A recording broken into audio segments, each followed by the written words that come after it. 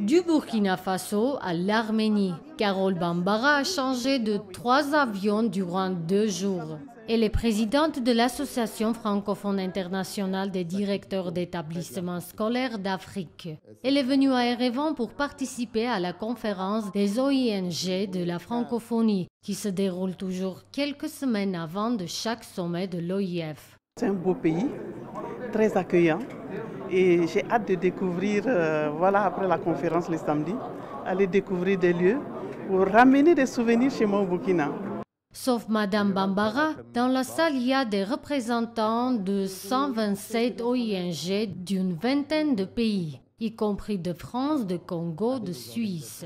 Les problèmes de l'émigration, la lutte contre la discrimination seront sur le tapis des discussions lors des 2 journées des travaux. Les participants vont ensemble trouver des solutions. Comment augmenter le niveau de la vie de l'espace francophone? Nous avons eu le grand bonheur d'en parler avec des jeunes avant-hier. Et il était remarquable d'entendre ces jeunes Arméniennes et Arméniens parler de responsabilité citoyenne et de ce sentiment qui les anime d'être là, répondant de toute leur énergie à l'impérative mission qui est la leur, de faire avancer cette révolution de velours. L'intervention du Premier ministre arménien Nikol Pachinian a suivi celle de la secrétaire générale de l'OIF. Mesdames et messieurs, les dirigeants et les représentants des organisations non gouvernementales, mesdames et messieurs, chers amis. La salle a pensé qu'avec les paroles de salutation, le vocabulaire français du chef du gouvernement arménien terminera. Mais à la grande surprise de tout le monde, le Premier ministre s'est exprimé en français jusqu'à la fin. Les derniers événements en Arménie, la force du mouvement civique, son caractère démocratique et populaire, la participation massive des jeunes et des femmes arméniennes à ce mouvement ont mis en lumière toute l'importance de la société civile. Ils ont d'autre part illustré d'une manière évidente l'ancrage des valeurs de paix, de démocratie et de tolérance dans notre pays. Valeurs que nous avons en partage avec les autres membres de la grande famille francophone.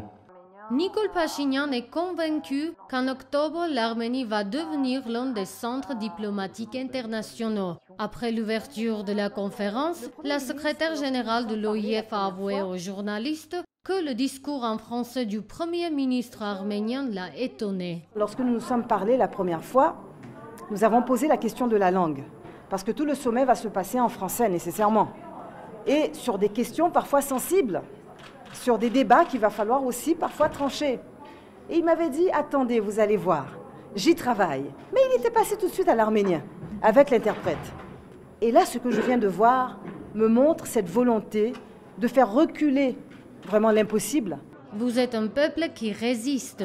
Vous voulez que la vie triomphe. Et c'est de ça dont la francophonie a besoin telle, a noté Michael Jean en s'adressant aux Arméniens. Et tout à l'heure, dans ma discussion avec le Premier ministre, il m'a dit la chose suivante. Il m'a dit, vous savez, la solution est toujours dans la tête des citoyens et des citoyennes. Et je partage cet avis avec lui. Les citoyennes, les citoyens vivent les problèmes tous les jours. Ils n'en pensent pas moins. Ils font partie des solutions. Les politiques doivent avouer, en toute humilité, qu'ils n'ont pas nécessairement toutes les réponses, mais que les réponses viennent aussi de la population. Pour la francophonie, la société civile est une voix déterminante. Et c'est par cette raison que Mme Bambara s'est rendue en Arménie afin d'assister à la conférence des OING francophones et de trouver de nouvelles perspectives pour développer son pays. Hasmi Karakelian, Hovannes Kosian, Actualité.